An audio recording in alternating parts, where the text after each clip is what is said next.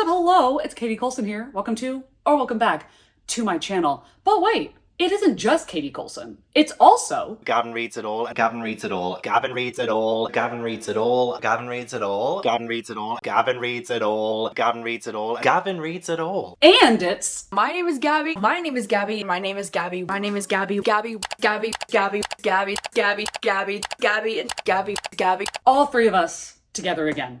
We, if you did not already know, are doing a series on all of our channels of buddy reading vlogs where we all picked out a book that we think really kind of defined our own channel and our own taste and something that we thought that we would genuinely love. So Gavin picked Someone You Can Build a Nest In, which I gave 5 stars. Gabby picked Middle of the Night.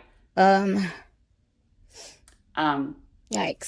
I hated it, but the video is very funny.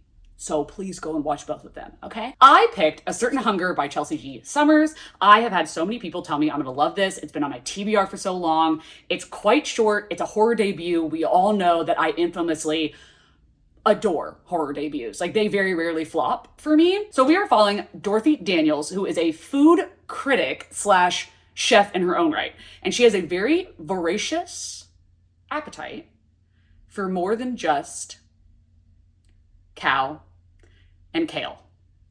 You know what I'm saying? She loves sex as much as she loves food, as much as she loves writing. And sometimes she just gets the urge to take a bite out of one of her lovers, you know? Just pinch those cheeks and pull them off and saute them and eat them. And that's what she does.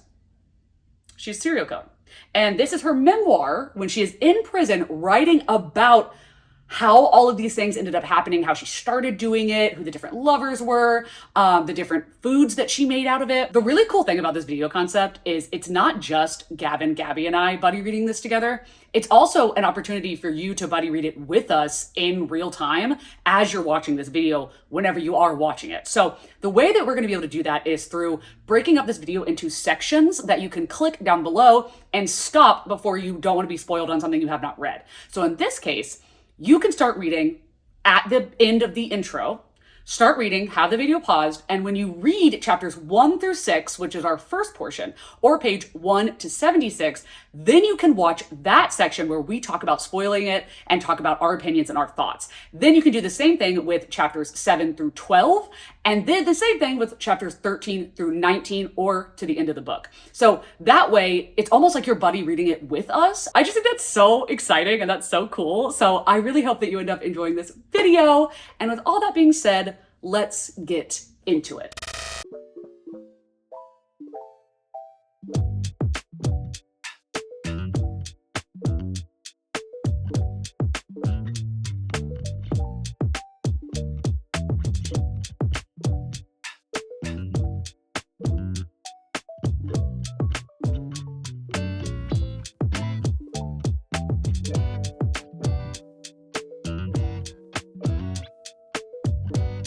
Hey, what's up? Hello, it's Gavin Colson here. Welcome back to Katie's channel. This is my first time on Katie's channel in like 2 years.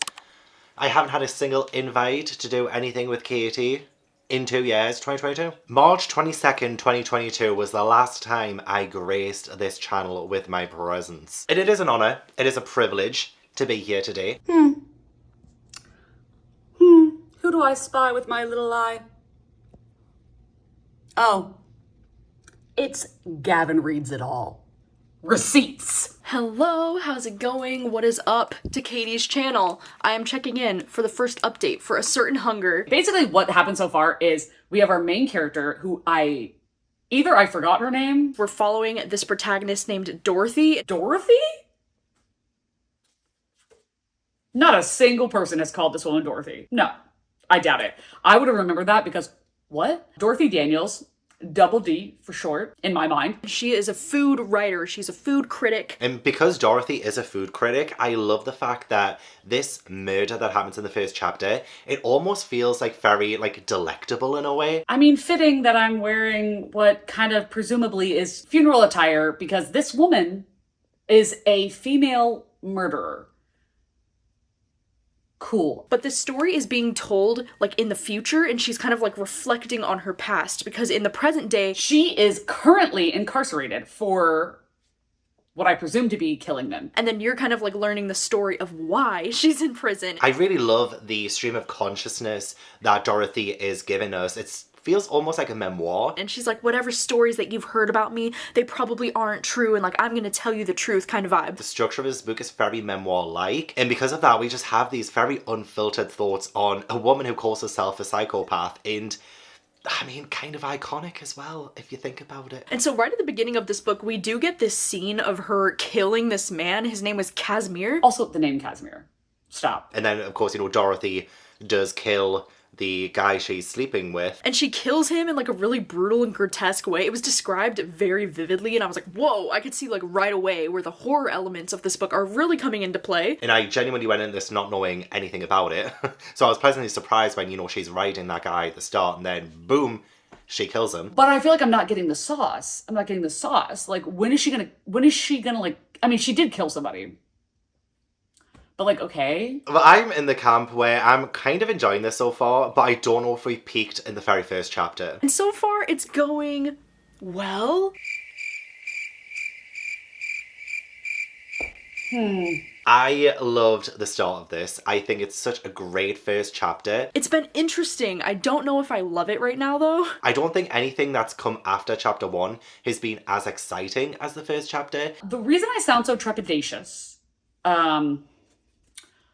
is because I'm very underwhelmed at this point. I'm very underwhelmed. And whether that is because I went into this with such high expectations, because 1, this is one of the prettiest covers I've ever seen. 2, the synopsis is like, delectable.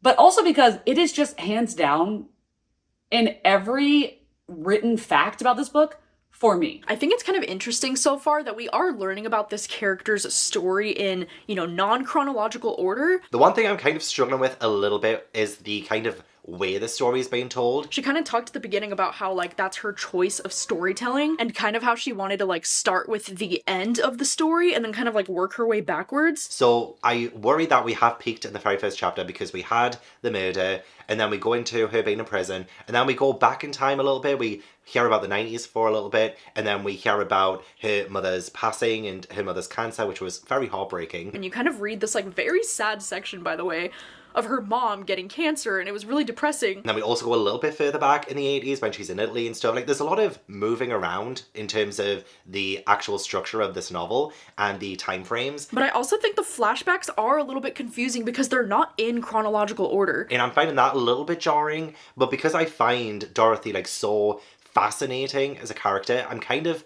liking it to a certain extent, and I just want the parts that we're getting of the backstory to be relevant to the present day. But then in, like, the next part of the book, she flashes to the summer of 1983 when she met this guy Marco. Like, I do think some of it is, like, when she's talking about Marco and him being, like, a butcher, and she talks about, like, how he would kill, like, the animals, and that sounds like she's learned something from that to further put into, like, her murder. So maybe there is some relevance to the flashbacks and talking about the past. So the jury is still out on that one. But the reading experience, unfortunately, is a little lackluster for me. Not into like it's so bad. No, it's not bad. It's not bad. It's good. But not as good as I anticipated it to be. And that could very reasonably be my fault. And I'm finding the main protagonist to be a little bit annoying at times, but then other times I feel like I am connecting with her in other ways. For whatever reason, I don't really care about this character. But I do find her fascinating. I find her so interesting. I don't find her very interesting. She just has this air of giving no fucks that I kind of want to embody myself in life. Oh, see, this as well, I didn't anyone I couldn't ruin. Like, I wish I was like that. My girl boss? So I don't know, I find her character to be like a little bit obnoxious at times, I'm not gonna lie. And the fact that she is 51 and she has all of this raging energy and she has this air about her that comes across as like a 20-year-old, it's just incredible. So that's what I like about her. I feel like this protagonist is equally kind of like cool, but then also like equally annoying at the same time. I kind of like the little bit of sapphic-ness that we got in this. And how she hooked up with both men and women. When she's talking about Elena, she says we passed a yeast infection back and forth like a joint.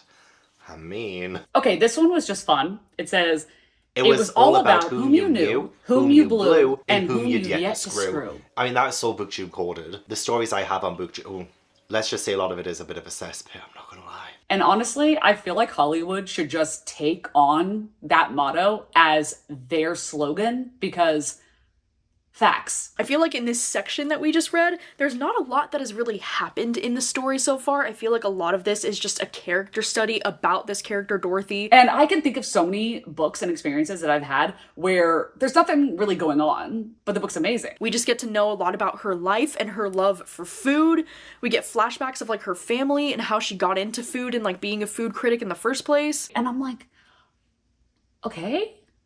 I'm sorry, I truly, part of me thinks like, am I wrong? But I'm not gripped. I also do think the writing in this book has been pretty good so far. Really great writing that I do think this is kind of like literary in a way. I don't know though, like I'm not that smart enough to really get it. Remember, I'm a man. I'm proud of you, you know that, right? Even though you're a man. I just don't know if it's like my kind of book because I think at times this gets a little bit wordy. So I kind of already love like the sort of metaphors and the images that Chelsea J. Summers is writing with this book. Like, am I wrong in what I'm thinking and feeling? Because I feel like the quotes that I read out of this are so good. It's just, some of it is so beautiful. But the writing is really good. I'm really vibing with it. I love in that section when she talks about like moving to New York City, how she says, we toasted to our lives, shiny and slick and feral in the sleepless city. Like, I love that so much. I love the New York atmosphere in those scenes too. So I am going to go through and talk about the things that I really loved, because while the way that I'm coming across right now is dejected and like, there are things that I really liked about this that I want to highlight. Also, I can't say this out loud, but like I want you guys to read it yourselves at home. Oh, you're nasty. And I think this was like the moment I fell in love. I'm not gonna lie. It's kind of vile, a little bit, like the vertical slit. Ooh, I was giggling, but I digress. Chelsea G. Summers does have a way of writing things in such a unique, weird way that is truly delightful. And one of the like similes she used is about a corpse reviver, which is a cocktail. And it says, it was beating in the glass before me, a wicked shade of stepmother white. I don't know about you. I feel like I'm reading your mind, but that is the most vivid imagery and the weirdest like Disney villain nostalgia memory from your childhood that I can possibly remember. Like, if you're thinking like the evil queen in Snow White before she takes Snow White's beauty, that is what it was eliciting in my brain. That's crazy. With just a wicked shade of stepmother white, this author took me somewhere. And that's amazing. This historic hotel has fallen from grace, or at least from the grace of those who live graciously. Hold up. Wait a minute. When I tell you I had to read that like 3 times, because I was like, I'm sorry, what? How did you repeat a word 3 times in a sentence? Something I hate, and make it the most beautiful sentence I've ever heard. I see your play on words, Chelsea G. Summers, and I raise you nothing because I cannot possibly raise to that. See, this is what I mean. Like, saying the quotes out loud, I am wanting to love this book more. I don't know what it is that is preventing me from being hooked. Okay, I want to talk about the feminism moments in this book because they are so prominent and delicious to read. So this says, few women come into maturity unscathed by the suffocating pink press of girlhood.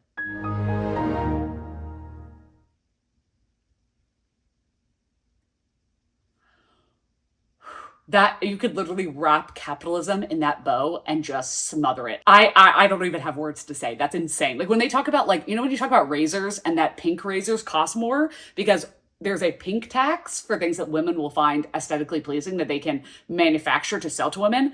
This quote needs to be on brands. Like, that's insane. And there is some interesting conversation about how like women are better at hiding the fact that they're psychopaths than men are. It's not that women psychopaths don't exist.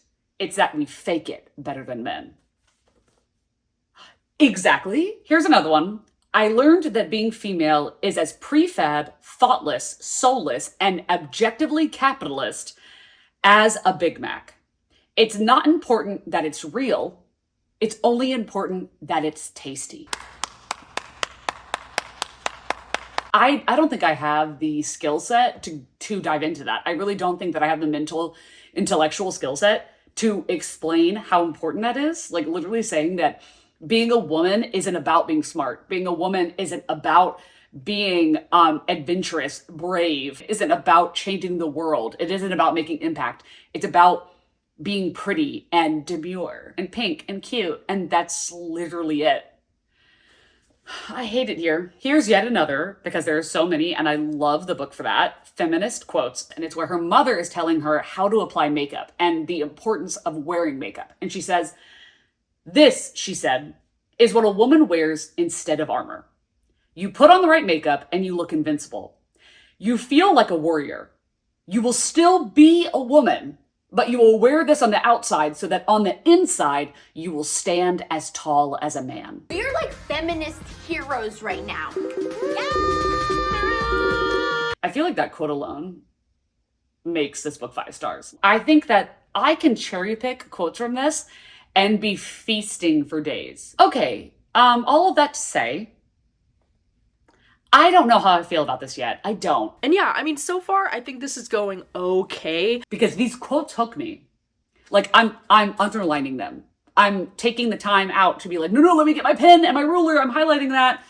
But for some reason, still not connected. I'm not obsessed with this book. I am liking the writing at times, and then at other times, I'm finding it to just drag a little bit. I really hope I'm changing my tune. If I don't change my tune by the end of this book, I'm going to be so disappointed. Katie, I think you've picked a banger, but this could all fall apart in the next section. And I want to retain that crown that Somebody Can Build a Nest In, which was the video on my channel. It's going to be the best rated book of all of us from this video series, That Between with Gabby. But honestly, I don't think there was anything that was ever going to hold a candle to Someone You Can Build a Nest In, because Gavin works witchcraft. So yeah. I want to win. So if I have to give this book 1 star in order to win, I will do that. I have no idea what Gabby and Gavin think of this. Part of me feels like they're going to both be obsessed with it and I'm going to be a Debbie Downer. So hopefully my cohorts are either having a better time or having an entertainingly worse time than me. Let's read. Let's see. We're on chapter 7. So we are going to read chapter 7 up until chapter 13. So happy reading. Read along with us, or if you've already read the book, just skip along or watch along to the next spoilery bit, the next spoilery chapter. That's what YouTube says. Yes, the next spoilery chapter.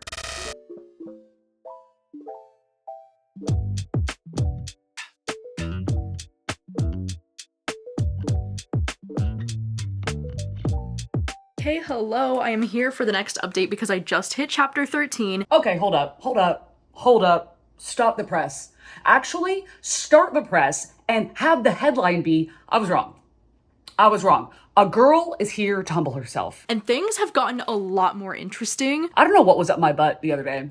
This is fantastic. But then by far the most interesting part of this whole section that we just read was the whole moment with Gil. But the stuff with Gil on the ship was very exciting. He takes her out on his boat and then she decides that she's gonna feed him something that she knows he'll have an allergic reaction to. And then her whole plan is to like push him over the side of the boat while he's having his allergic reaction to make it look like he drowned. But then it was also like really entertaining because she decided that she wanted his tongue. And I'm like, but all of that effort just to like get someone's tongue and eat the tongue, like you're gonna eat it and then what? It's so fleeting. It is so fleeting, so I'm failing to see exactly the point of it all. But then she kind of screws up, you know, because she doesn't realize that the boat has a GPS on it, and so the Coast Guard would be able to track, like, where the boat was when it stopped, and, like, she thinks that they might easily be able to pick up on what happened. And she didn't quite think it all the way through, which I was like, Dorothy, I thought you were smarter than this. But then she decides to call the Coast Guard the next day and report him missing, and she, like, literally leaves with the Coast Guard, like, she has his tongue in her little bag.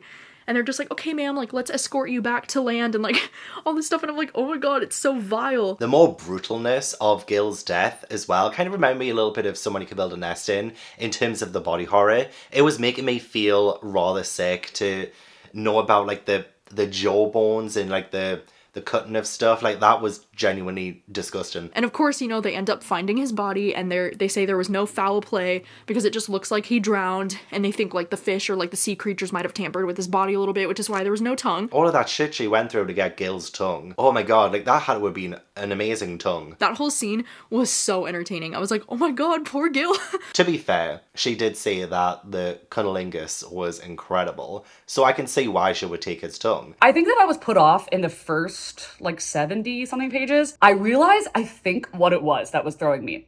And I realized it when Gil is dying, like when she's killing Gil. And I was like, I feel so bad for this man. I feel so bad for him. Like, it was hard to read and to listen to. And I was like, wait a minute. When I took a step back, I was like, why do I feel so bad for this guy?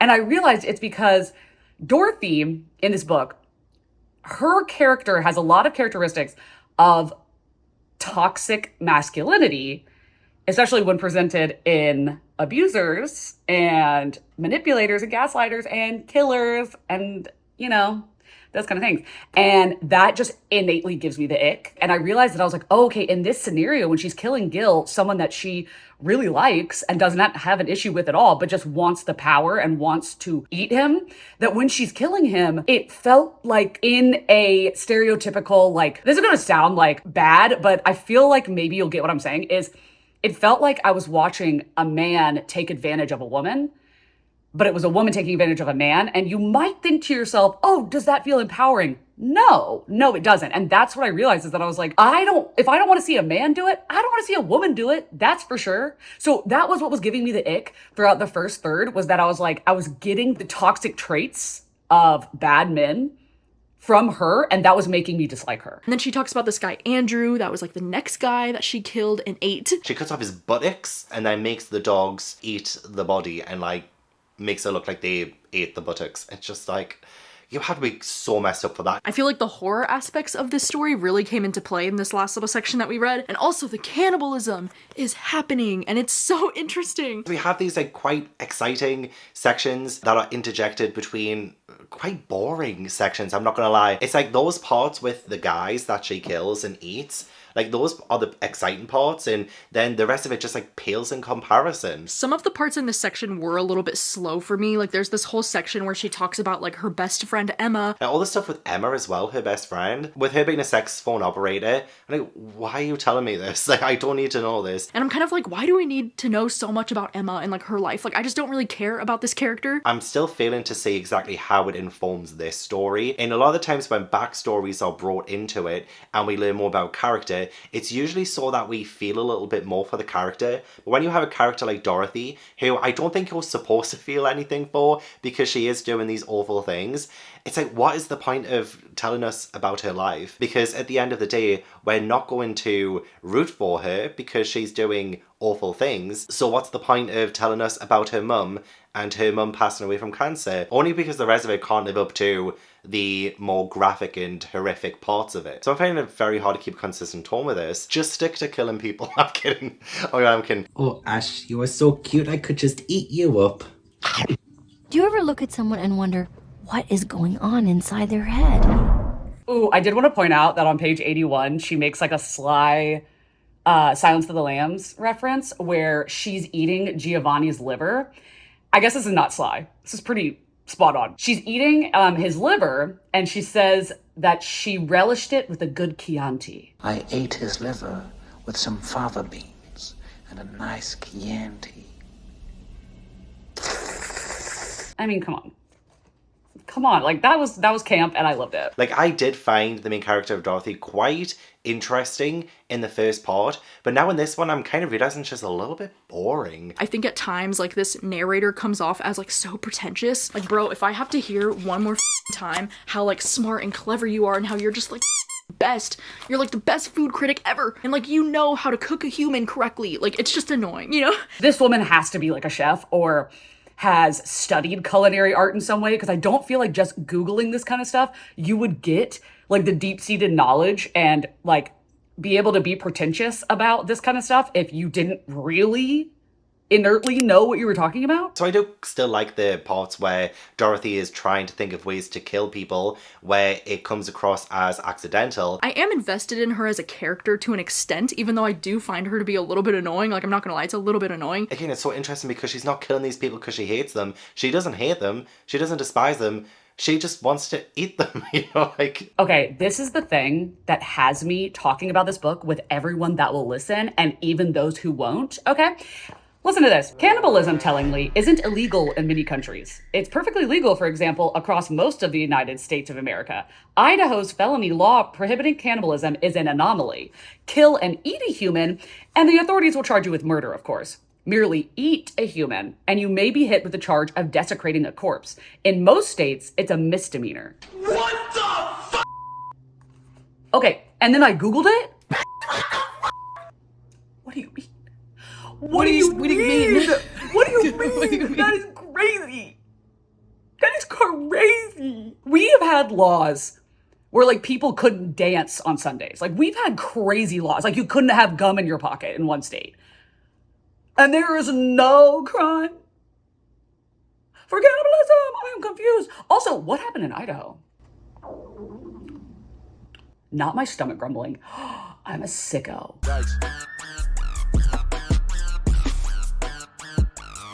Oh my God, I'm a sicko. But also 5 stars. I'm getting the 5-star smell. The 5-star feeling. But I did love this section, and this was on page 100 when she said, our language loves a cannibal. She says, we don't just win at sports, we kill the other team, we demolish them, we devour our opponents. To express our appreciation for a baby's cuteness, we say we could eat her up. When we have sex, we ravish our lovers, nibble their ears. Gleeful, we banquet on flesh. And I'm like, yeah, okay, you kind of have a point there. Like, I can see that. And that's like really interesting to pick up on like the different language that we use to describe certain things. Like, yeah, we do speak on a lot of things as if we were cannibals, and like that is very weird to point that out, and I never noticed. Speaking of words, the amount of words in this that I do not know, astronomical. Astronomical. The limit does not exist. If I was a better man, I would look all of them up to aid in furthering my intelligence. But I'm not a man, so here we are. But I also find the writing to be mostly like pretty clever and pretty entertaining. And it's not even word usage that's like annoying or takes you out of the story or seems pretentious. Like it is pretentious, but in a dang, this author is smart.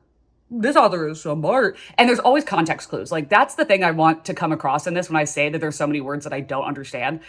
I still get what they mean because of the context clues. Like she's not taking me out of the story. She's not making me feel other, I guess, or making me feel less than. It's making me feel smart reading it, even though I know in actuality, I probably should be feeling stupid. So like, I don't know, I'm definitely enjoying this quite a bit more now, but I do still think that the writing is a little bit like wordy for me. So yeah, I completely flipped the script and I was like, this is the most well-written book I have ever read in my life, and I'm not even done with it. I'm not even done with it. Oh, how the tides can change. I'm not gonna lie, there were many parts in this section where my eyes kind of just glazed over. Is that another witty food joke? And now I'm very intrigued that she has gone back to Marco and she wants to get back together with him because she's just sick of like meeting new people, which like, girl, same. And he's kind of like, no, like I'm married and like now I'm like not comfortable with cheating. And he's like, I'm not gonna cheat on my wife. Because, you know, before he couldn't give a now he's like, no, because I guess now he doesn't want to cheat on his wife anymore. And she's like, well, you're lame and I'm gonna change your mind. So then it's kind of funny because she's like, well, I'll give him the option. Like either he's gonna be sleeping with me or I'm gonna kill him and eat him, basically. I promised myself that if he gave in, gave up, and fell with sweetness into my bed, he would live for me to tell the tale. If he didn't, I would tell a different tale. It was all up to him, you see, whether he lived or died. It was his body, his choice. Do you understand what she just did? Do you understand what she just did? Do you understand? There's so much that she just said with that. It's like, you're talking about a man, okay? And you're saying, oh, his body, his choice. So she's flipping it where it's not just about what we all know it's about in this day and age, but she's flipping it to make it put into a male perspective, but in the same demonstrative, making light of, making fun of way that people look at that issue. So I'm very excited to see like how she does that, because we know she does get away with that one because she kills someone else at the very start of this book, which in turn gets her incarcerated. But I'm actually very interested to see how she fares with Marco, because she's saying like, oh, this is gonna be like straight up murder. I'm not even gonna make it look accidental and stuff. And so I'm like, okay, that's intriguing. Tell me more, tell me more. And then the section ends and I've gotta wait. But yeah, loving it so far. But I guess at this point, I'm having a much better time with the overall plot of the book. Like, I'm invested now. I want to see what happens. And with this final part, I'm hoping that the unevenness kind of evens out, so that I'm not wishing that this was shorter, so that I'm not wishing this was like 150 pages shorter. I want to really enjoy this, and parts of me does, and parts of me doesn't. It's just interesting though, because I do not have any idea how Gavin and Katie are gonna feel about this. Like, I can really see them going either way with like loving it or hating it. I don't know how they're gonna feel. Anyways, we have less than 100 pages left until the end, so let's see how this story wraps up.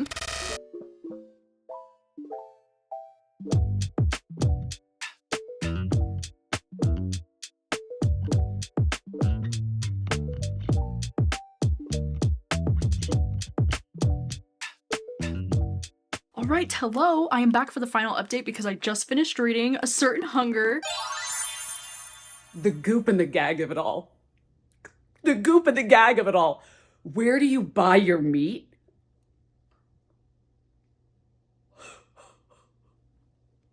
I was not ready. I was not ready for that.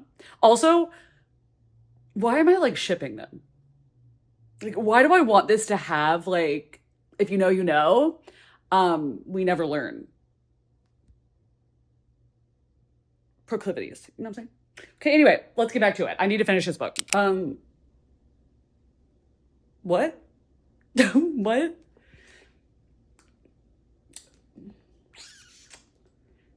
How did you write, Chelsea G. Summers?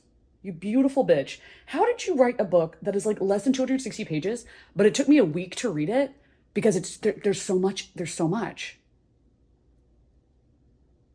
I need to go collect my thoughts. I'll be back. This section started off pretty well with the murder of Marco. In the most like brutal and grotesque way. There was even a part in the book where she kind of like broke the fourth wall a little bit and was like addressing the reader directly. And I like the fact that the narrator was like, you're not gonna look away. I'm gonna make you watch what I'm about to do. By being like, you'd likely enjoyed it if I stopped narrating this chapter at this precise moment. You, comfortable in your chair, snug in your bed, probably are making a silent wish for me to table the gruesome details. What was it she said again? It's something about sausage? You've come too far not to see how the sausage gets made. Metaphorically speaking, of course. Then she goes on to describe the most gory and grotesque, like, tearing apart of his body and stuff, and I was like, ooh! It's, like, so unapologetically grim and graphic. And it was so gory and gruesome, and I was like, oh my god, I did skip ahead a little bit on the audiobook, I'm not gonna lie, because I was like, yeah, I think I would have preferred if you did table the gruesome details, but she did not. She went on for a few pages about it, and it was very disturbing and very disgusting. Something that I thought was really interesting about this section, though, is how she talks to her friend Emma about how, like, these detectives are questioning her, saying that, like, you know, they have reason to suspect, like, foul play with this guy Casimir, and they're, like, asking her questions and stuff. But then after her talk with Emma, she gets so drunk that, like, she can't remember if she had actually confessed to Emma that she killed him. And I love the paranoia that she was going through as well. Like, oh, like, have I done something? Like, did I do something wrong? But I couldn't have, because I made sure I, you know, cleaned up all of my traces of evidence, and I had a different phone, and even if I was on a security camera, it should still be fine because, you know, we were kind of sleeping together, so it's fine. And so then something that I found confusing at the ending is when she just assumes the fact that Emma is the one who, like, ratted her out to the police. You know, like, all of these things were like, she was careful. What is it that she did that she messed up for? And so she just goes to Emma's, like, apartment and she's like, I cannot believe you told the detective about, like, Fire Island and the ice pick and everything. And she goes to, like, I don't know, I'm assuming she was, like, trying to chop off her head in her bed. The fact that she went to go and kill her best friend because she thought that she talked. And then she finds out that there's only pillows where she thought it was her body. And then, like, all the police jump out and they're, like, arresting her. The fact that she would risk it all to go to her friend's house to kill her when she's the person of interest in a murder case, and if her best friend ends up dead, like, it's obviously not going to help your case at all. And she kind of, like, screwed herself over, you know, because she didn't know for sure if Emma had actually told the police anything at all, but, like, by literally threatening her and killing her and kind of, like, almost confessing in her apartment. And it turns out she messed up herself with the paranoia, which I think is good, but I just hate the fact that she fumbled the bag at the end. Like, it was her own paranoia that got her arrested in the first place. Because it was like the most silliest of reasons. Like, she's been so clever up to this point, and then she just literally doesn't stick the landing. She is a creme brulee that was taken out the oven too soon. I'm gonna tell you that I got very worried in the end. Very worried. How, like, so much later on in the book, we get this story about how she had fallen in love. And about this time, I actually fell in love. When she started talking about Andrew? With a guy called Alex. This man named Alex, I think. And See, I've already forgotten his name because he was only in like maybe 2 pages, 3 pages max. And he came out at the last second. And how she said no to him about marrying. He asked me to marry him and I said no.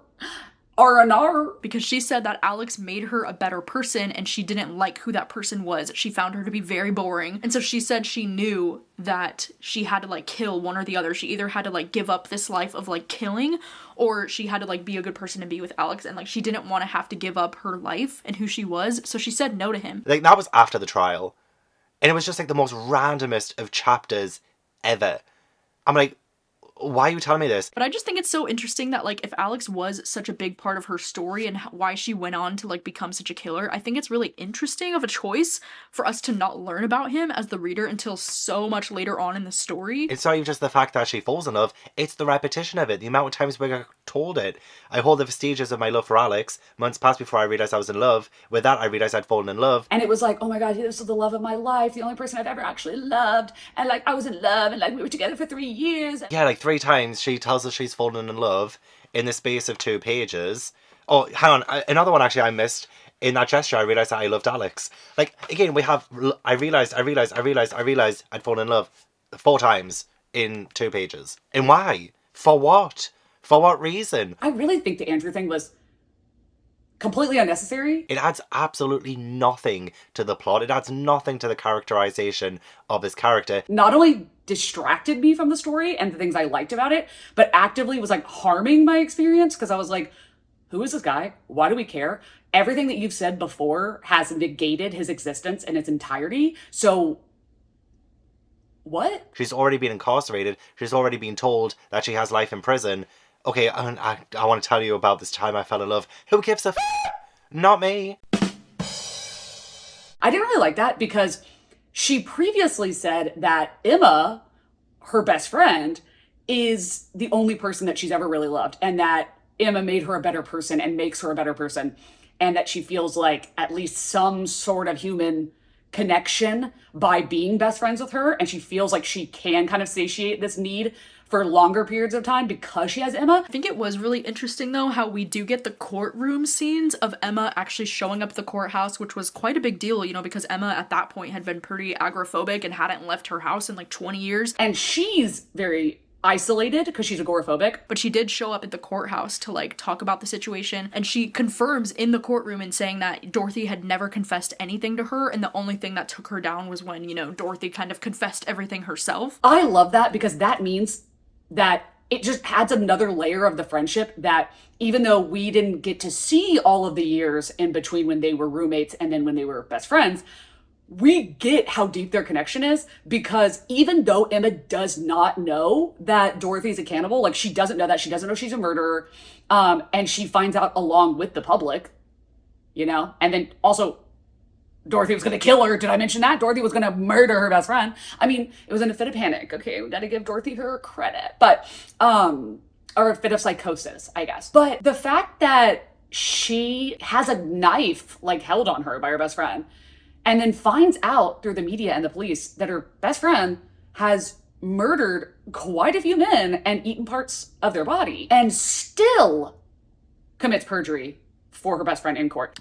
Women. Means that they get each other in a way that other people don't and won't and can't, because they did kind of grow up together, and I feel like Emma knows that there's something off, like more than something off about Dorothy, but loves her anyway. I also really loved at the ending, she gets a letter from Emma. I will say, the letter, that saved it.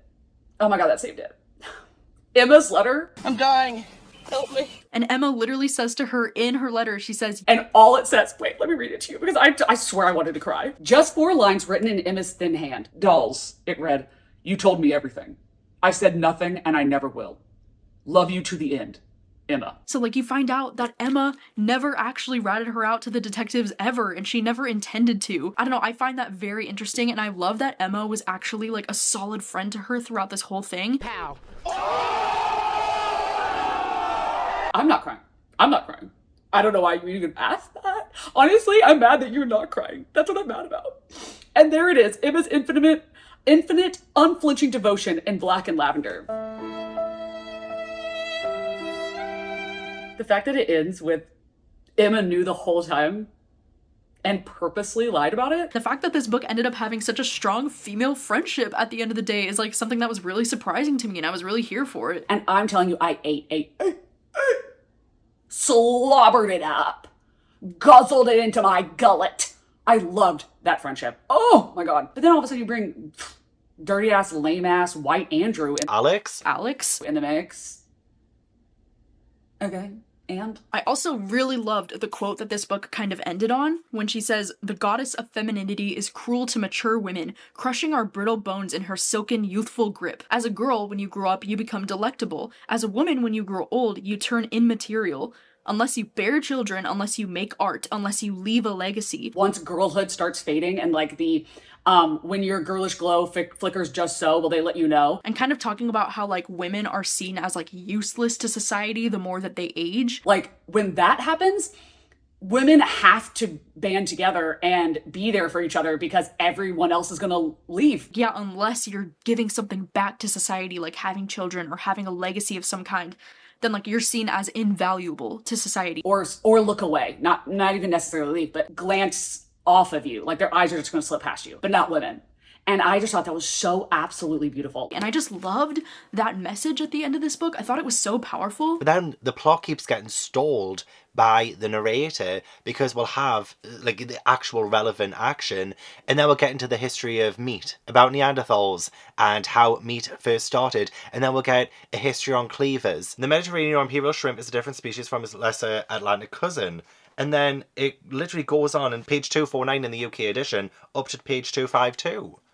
All of that was about shrimp. And then we end the book with a final chapter about how much she loves baked Alaska, and she had baked Alaska when she was 9 years old. Again, who gives a There's just so much meandering in this that it really does take away from what could have been such a juicy plot. Unfortunately, I think by the end of this book, it becomes a whole lot of waffle. I don't actually hate this book. I actually kind of liked it. I just had things to say, okay? Something that I ended up really, really liking about this book was all of the, quotes and kind of like conversations about how women are never expected to be violent, or how men can get away with violent behavior a lot more than women could. But one of them that really stuck with me was on page 226. She said, "We can forgive any number of men murdering their wives and girlfriends, but we have a hard time extending that same compassion to women who kill their husbands or boyfriends. Even though women have many reasons to be driven to it, culture refuses to see violence in women, and the law nurtures a special loathing for violent women. It says these acts run counter to everything we like to think we know about the feminine nature." But I do think that's very interesting. I do think this is one of those really good, like, female rage kind of stories. Like, I can see a lot of people really loving this. I wanted to point out one specific quote because I'm hoping Gabby also mentioned it because I know she loved this part. And it's, "To love was not something I wanted. My thinking has always been that if love, marriage, and family are intrinsically so meaningful, so exceptional, and so necessary, then we wouldn't need millennia of propaganda selling them to us." Okay. A few moments later. I also love how just queer Dorothy got toward the end whenever she was coming into contact with a detective, and the detective was at the judge and jury and like the court, and she was watching her do her thing, and she just kept over the course of those couple chapters getting more and more and more complimentary of her, and like not just like, "Oh my gosh, she's cool." She was like, "She's radiant, she's gorgeous, like, I think I actually like her." I'm like, "Oh, I think you want to eat her. I think you want to eat her." I'm just saying. And I love it for that. I love any time a book can put a queer twist on anything. I'm sorry.